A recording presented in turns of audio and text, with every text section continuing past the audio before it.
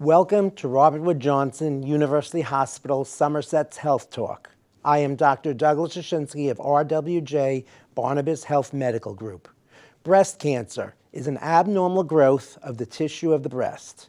1 in 8 women in the United States will be diagnosed with breast cancer in her lifetime. Men are also at risk for breast cancer, though at a much lower rate. After a breast cancer diagnosis is made, oncology teams take a multidisciplinary approach to find the most effective breast cancer treatment for each patient's specific disease. During today's show, we will learn more about the new surgical procedure that preserves the nipple and sensation in the nipple for cancer patients during mastectomies. We are pleased to welcome Dr. Deborah Lue, breast surgeon, medical director of the Breast Cancer Services at the Steeplechase Cancer Center at RWJUH Somerset and member of RWJBH Medical Group, and Dr. Colin Failey, board-certified plastic surgeon at Steeplechase Cancer Center. Together with Rutgers Cancer Institute of New Jersey, the state's only NCI-designated comprehensive cancer center, the Steeplechase Cancer Center provides the latest cancer treatment options close to home. Welcome to the show.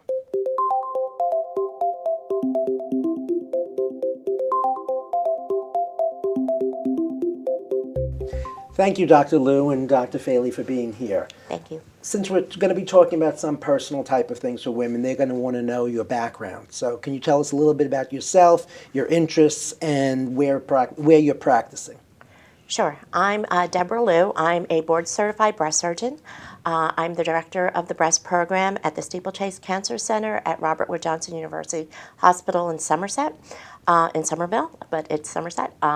So I did my training at Rutgers Medical School, Robert Wood Johnson Medical School, and my general surgery residency at University Hospital in New Brunswick. I am specialized in breast surgery, and I have a particular interest in taking care of all women with cancer and benign diseases of the breast.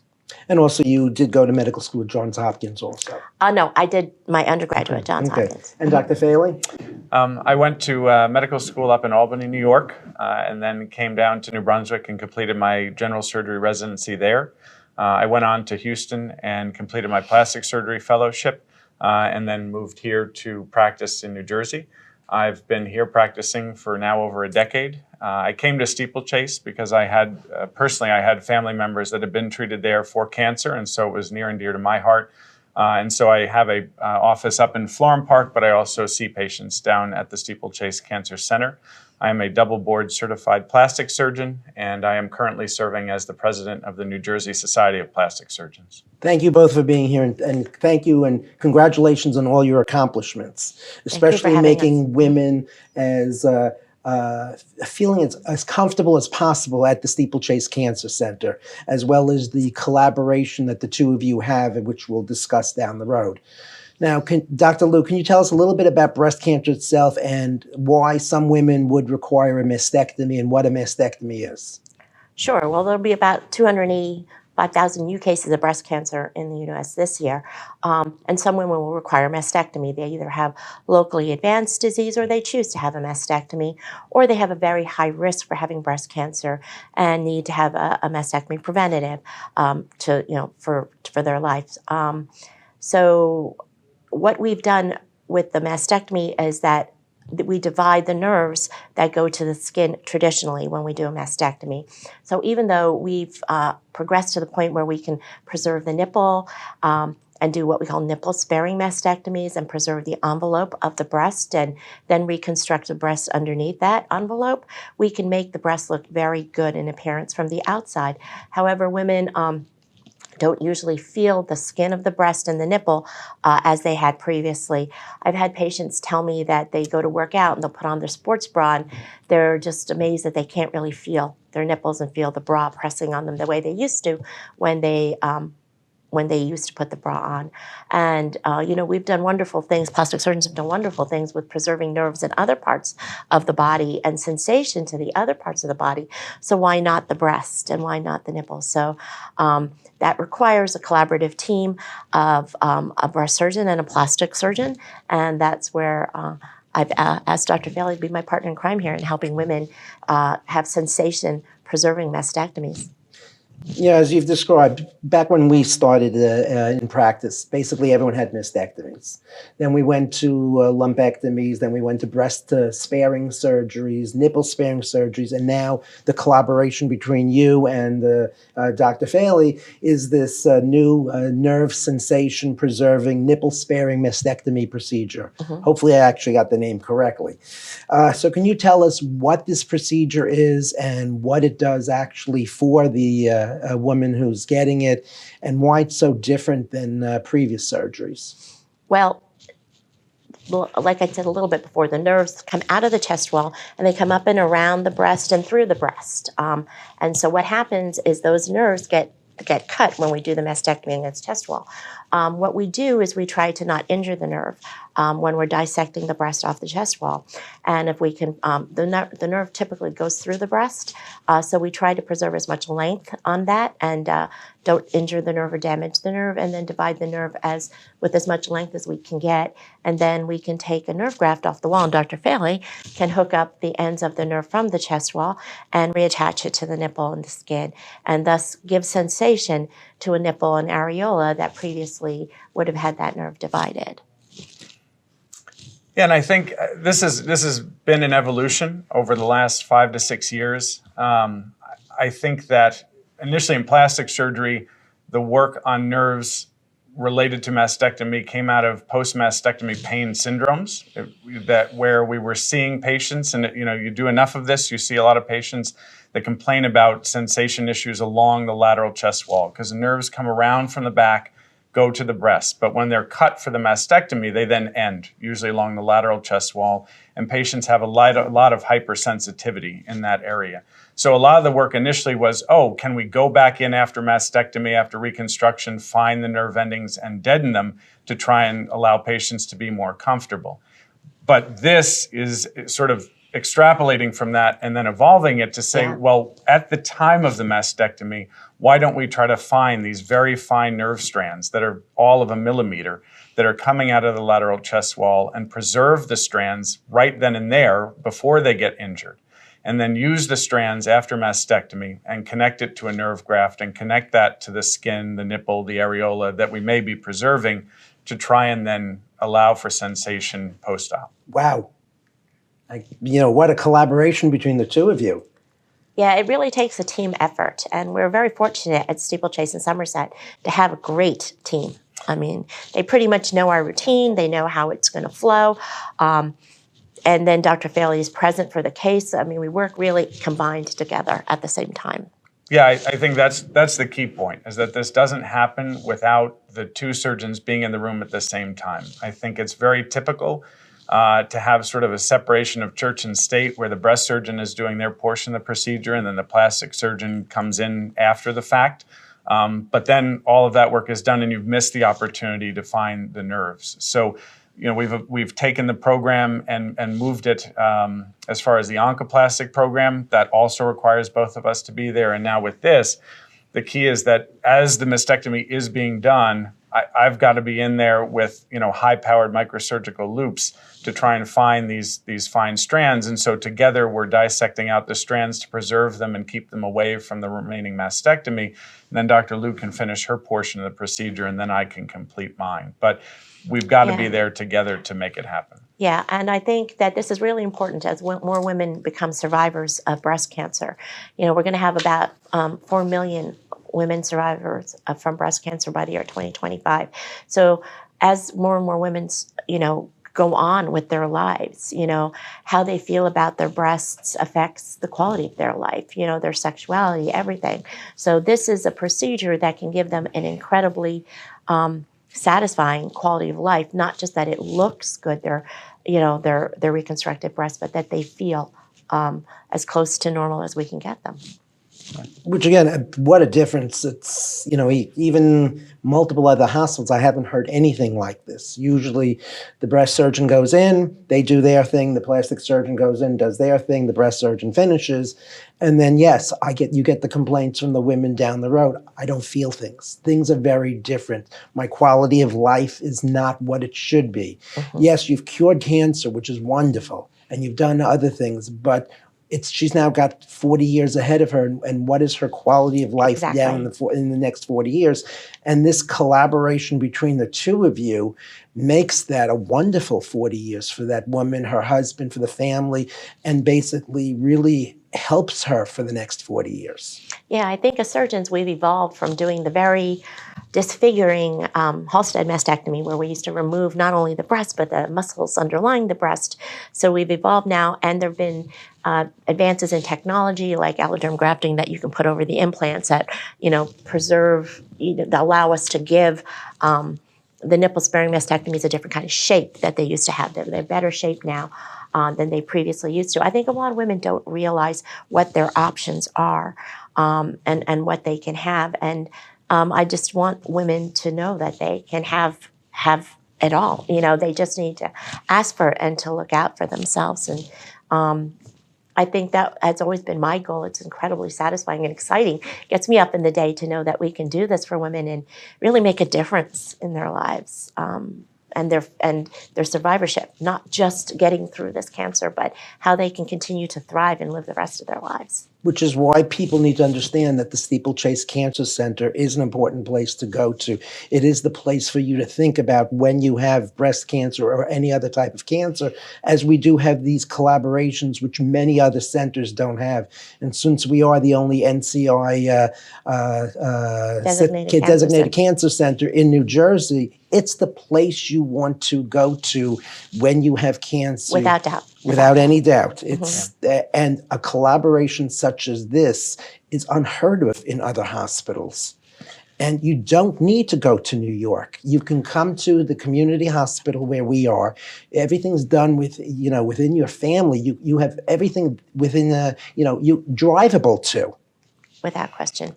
I'm not even sure.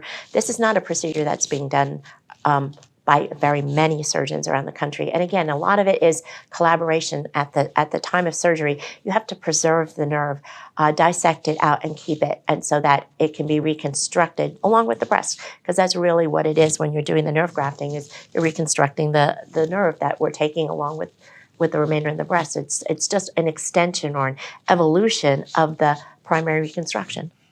Yeah, I think to your point, I really try to stress to patients when I see them preoperatively just how important it is that we're going to be seeing them frequently. I'm seeing them weekly after these procedures, because they're big procedures, and a big procedure is fraught with complex problems if something goes wrong. So I think to your point about the distances people are driving or trying to go to, if there's a problem, I try to stress to them, well, we're here and we're close and we're going to need to see you and maybe deal with something. So, with these procedures, as they've gotten more complex and as we've sort of pushed the envelope, we also have to, it's also our duty to tell the patient and explain to them in detail how all of this is going to go, how their post-op course is how it's going to play out. And sort of in line with that, COVID really pushed us to make things better in a lot of different ways. And so out of COVID, we've developed an early recovery system that we've put in place where we're giving all of the scripts to the patients ahead of time. They have everything they need coming into the hospital. We then have anesthesia doing local blocks for the mastectomies, for the breast procedures, so that now on the whole, probably 90+% of our patients come in and will undergo bilateral mastectomy and reconstruction as a same-day procedure. Yes, and I don't know that that's happening in a number of places. Yeah, so we've really evolved our what we call an ERAS program, ERAS, which stands for Enhanced Recovery After Surgery, and that's what Dr. Failey was talking about. A lot of it is to try to be able to get someone in for a bilateral mastectomy with reconstruction, that they go home the same day, it takes a very thoughtful process. It involves a lot of education ahead of the surgery. Like Dr. Failey was saying, he gives all the prescriptions, he gives a lot of counseling. I give a lot of counseling. We have Kim Cromwell-Panea, who's our nurse navigator, give the patients a whole class prior to surgery so they know what to expect, how to manage their drain. She literally has, they have drains after surgery, so she has a drain in her office and she literally lets them touch it, feel it, so it's not intimidating, and she helps them. She teaches them how to empty it, how to care for it. All of this happens in front of the surgery. And then on the day of the surgery, we give blocks now routinely with our anesthesia, which they are nerve blocks to the sensation on the anterior chest wall. So what that does is it minimizes the amount of pain that the patient feels during surgery and after surgery. And the blocks last for a good 36 hours after surgery. So during the procedure, they receive a little bit less narcotic anesthesia because they're feeling a little bit less pain. This allows them to wake up a little faster in the recovery room because they got a little bit less anesthesia during the case. This allows them to get home a little faster, and everything just moves along a little better. Their recovery is enhanced, it's improved. We're using it allows us also, since they're feeling less pain after surgery, it allows us to use less narcotic pain medication after surgery. So we're using a lot of non-narcotic pain medication now, and the patients are doing just fine. They're actually saying they didn't need a lot of that medication, and they're just more themselves faster because of this enhanced recovery program that we have. Congratulations with everything you're doing for Steeplechase Cancer Center and RWJ University Hospital in Somerset. It's something that really enhances everything. The fact that you do the pre-operative education. You're giving them everything that they need to know. You get teaching them beforehand. And that really makes a big difference, that they understand the complications, the possible complications, what they need to do. They give them phone numbers. They have a nurse navigator if they ever need someone to call. Exactly. And that, again, the follow-up is there also. You said you're seeing them afterwards. A lot of people will tell you if they have to go into the city and they have to go in every week, they're not going in every week. They're missing their post-operative visits. They don't need to go to the city to get the best care. Which is what we wanted the people to understand. There is no reason to go into the city. We have a really terrific center at RWJUH Somerset Hospital. We do. We have Steeplechase Cancer Center, which, again, NCI. There's no other place in New Jersey that has that designation. We have people like yourselves who collaborate, who are constantly looking at what we can do, what's best for the patient. Yes, to make everything better for them. Yes, we are constantly striving to that. And we do state-of-the-art. Everything that is state-of-the-art in the country is being done here, including clinical trials as well as the surgical procedures. So, again, this is something that I haven't heard of in other parts of the country. Have you heard of other people doing many of these? So it's limited. There are actually only a couple good papers out on it thus far. So I mean, that usually is a sort of a bellwether for how many people are doing this. Once it sort of becomes commonplace, you often see a wealth of literature in our journals. We've had a couple good studies thus far that have been exploring doing this, and so with a case series that was upwards of 400 patients, and then one with a couple hundred patients where they are doing this procedure, looking at the outcomes, and then seeing, based on that data, the results appear to be good thus far, that sensation can be produced or retained in roughly 70 to 80% of patients potentially. The important thing to know, and this though I do stress with patients, is that it doesn't happen like the day after. This is not the kind of procedure where we hook up the nerves and overnight the sensation is retained. Yeah, so nerves have to heal, right? It's like everything else, right? And as anyone else who's ever had a nerve injury that had a recovery, patients should know that, nerves grow like a millimeter. A millimeter a day. So it's a slow process, and I'll tell patients that it might be 3 to 6 months before we really have an idea if everything we did will work and function. So to set that expectation too, that this is a big procedure, it takes time to heal from it, but that hopefully at the 3 to 6 month mark, patients are starting to see and feel something. So I have a woman who comes into my office and has breast cancer. So what should I tell her? Well, she has breast cancer already, the diagnosis. Let's say, okay, that's an abnormal mammogram, and I'm sending her to, I want to send her to you. What should I do? Just send her over. Give us, you can make an appointment and have her see the breast surgeon. You can make an appointment online through our Epic system, or you can call our office. So we have a number of breast surgeons at Steeplechase who are wonderful surgeons, and any one of us can see her. She would likely come in for a biopsy. It would be done non-invasively, meaning using image guidance, either with an ultrasound or a mammogram machine to help guide it. It would be a needle biopsy. From there, if she has cancer, she comes into our system, and we've got a wonderful team. And that's a really big point for people when they have cancer. You need a team.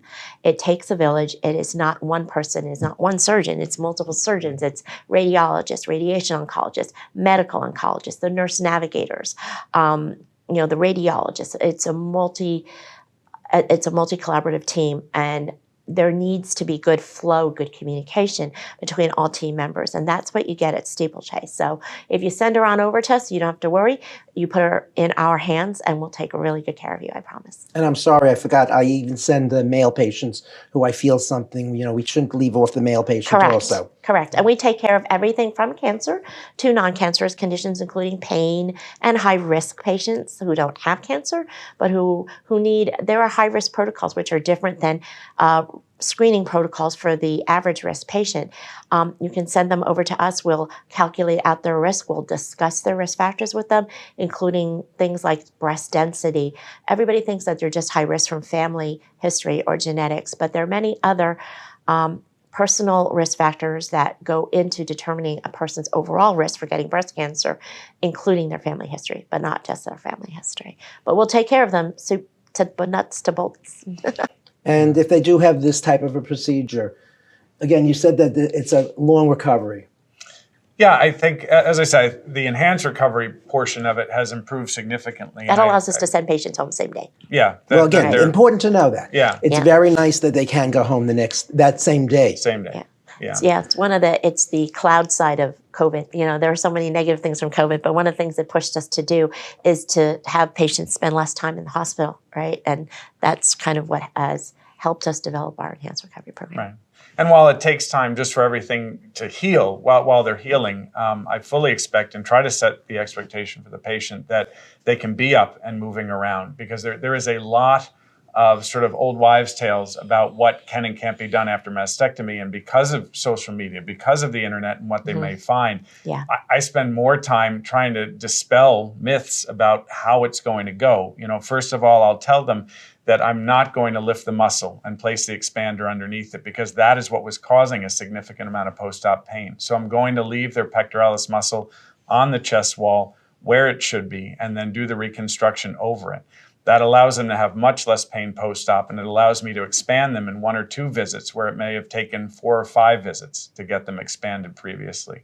And then as far as how they feel after, is there, because of a lot of that and the pain control, they can use their arms. They don't have to sit there just, and not move them, or brush their teeth or comb their hair. They can do all of these basic activities very quickly after surgery. And that's the point, is to try and get them back to their normal daily routine, because I think from a mental health standpoint, we often ignore or miss the mark on that. I think it's incredibly important for the patients to feel like they have completed this process, and then that they can also move on and still live their life normally and not feel like they are wounded or that they're sort of a victim of the cancer. Yeah, I want women to go on and survive where they forget almost that they had their breast cancer, right? And that's part of what this procedure helps them do. Every day that they can go and work out, take care of their families, go to weddings, have vacations, lie on the beach and totally,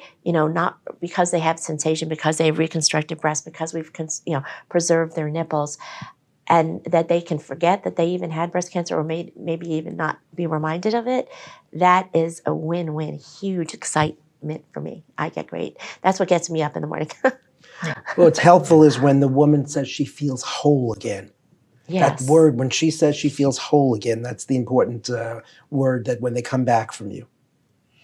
Now, can you tell us a little bit that you have a collaboration between but the collaboration that Steeplechase has with the Rutgers Cancer Center? So yeah, we have a very close collaboration. We share physicians. We share all our clinical trials as well. Yeah. We have access to our clinical trials, genetic counselors. We work as a really strong team. Our radiation oncologists also. We share a lot with CINJ. We're really one big team, and really the clinical trial aspect of it is probably the biggest benefit a patient gets from our collaboration with CINJ. They have access to clinical trials not being offered anywhere else in the country sometimes, except at major NCI designated cancer centers. There's a new trial that we've opened up. A couple of our centers within the Robert Wood Johnson health system have access to this, but we have access to something we call the I-SPY 2 trial, which is a very, very innovative trial, and very literally a handful of centers in the country have access to this trial right now. And really, it's giving patients novel treatments that they would not have had access to, including vaccines sometimes. Depends on the tumor type that they've got, but they have access to this trial, which will give them access to treatments not being offered anywhere else right now, including things, like I said, like vaccines. It doesn't keep them or prevent them from getting standard care or therapy, but they have access to plus that extra. Yeah. And we have that at Somerset as well, and in New Brunswick, and in Livingston. Mm-hmm. Again, people don't need to go to New York. They can come, and in fact, people from New York should think about coming out to Steeplechase instead. Exactly. We have a multidisciplinary team approach, NCI designated cancer center, in collaboration with Rutgers Cancer Center. We have state-of-the-art. We have this nerve-preserving surgery, which is not done other places, or not done very many places. We have terrific collaboration of the team members, starting from the beginning with the nurse navigator, through the anesthesiologist, through the surgeons, through the nurses, through the clerks, through the social workers, yes, through the home care people, which again, if you're doing it locally, your home care people are right there. Yeah, I don't have to try to get someone from New York to see someone, try to get someone from they go to a hospital in New York, try to get social service from a hospital in New York, because they're not going to happen. And it's the family is around. And again, if we want these people to heal, we want the woman to be whole. Yes. We want her with her family. And what you're giving us is the ability to do that. So last thoughts. I think I want to stress the team. Like you said, we have a wonderful team. We meet weekly, the entire team, all the doctors, all the nurses, all the support staff. We meet weekly to discuss all the cases, all patient cases. We collaboratively come up with the best care for patients, but I want patients to know too, it's a shared decision-making process. Our job is to provide all these options for them, and so that they can find the one that will help them put their head down at night and sleep and be able to feel comfortable that they are being well cared for and that they were part of their decision-making. Yeah, I think what motivates us is a true desire to do better on a daily basis for the patients. We started nothing I am doing right now was stuff I learned in training 10 plus years ago. I didn't do this in training because it wasn't available just 10 years ago. And so in the last 5 or 6 years, we have made incredible progress on what we've been able to offer patients, but it comes from our personal desire to make sure that we are offering as much as we can to the patients, because we just care about doing it. Yeah, we do. We care. And I think that's what you get at Steeplechase. It's not like where you're going sometimes into a big, you're going to a big center and you're just another number, or you're just going through a process, right? With us, it's very personalized, and we care about everybody. And it's not that anybody else doesn't care, but I think we give that very personalized attention and touch that we're able to, partly because we're out here, and partly because, we have a great team. We're able to do it because we have a great team, and they're all invested in each and every patient and really care what happens. Thank you both for being here. Thank you, Dr. Lue. Thank you, Dr. Failey. And thank you to everyone at RWJUH Somerset Hospital and your whole team at the Steeplechase Cancer Center. Thank you. Thank you. That concludes today's episode of Health Talk. Please remember that the opinions expressed here today by our medical experts are not a substitute for medical advice from your own physician. If you need a physician, please call us at 888-724-7123. For more information about breast cancer services at Robert Wood Johnson University Hospital, Somerset, please visit us at rwjbh.org/Somerset.